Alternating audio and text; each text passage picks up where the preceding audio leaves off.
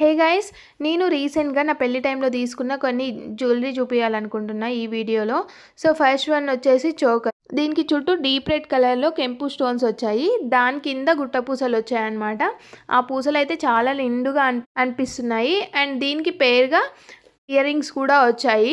Same కింద మనకు పూసల్లా వచ్చాయి కదా, ఆ టైప్లోనే వచ్చిందనమాట. దీనికి మిడిల్లో గ్రీన్ కలర్ స్టోన్ వచ్చింది అండ్ కింద రెడ్ కలర్ స్టోన్ వచ్చిందనమాట. ఒకటి వేసుకుంటే చాలు, అడిషనల్గా మనం మళ్ళీ వేసుకోవాల్సిన అవసరం లేదనమాట. చాలా నిండుగా అనిపిస్తుంది.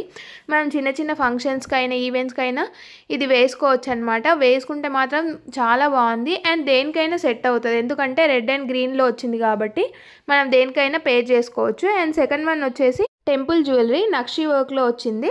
దీనికి సైడ్కి రెడ్ అండ్ గ్రీన్ కలర్లో స్టోన్స్ వచ్చాయి అండ్ మిడిల్లో లక్ష్మీ దేవత వచ్చింది అండ్ కింద మళ్ళీ స్టోన్స్ వచ్చాయన్నమాట. దీనికి ఇయర్ రింగ్స్ కూడా సేమ్ గ్రీన్ అండ్ రెడ్ కలర్లో వచ్చాయన్నమాట. ఇదైతే చాలా బాగుంది.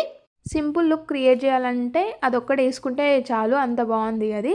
అండ్ థర్డ్ వన్ వచ్చేసి ఇది నా పెళ్లి టైంలో వేసుకున్నాను అనమాట. చాలా నిండుగా అనిపించింది, ఒకటి వేసుకుంటే సరిపోద్ది అనిపించింది అనమాట.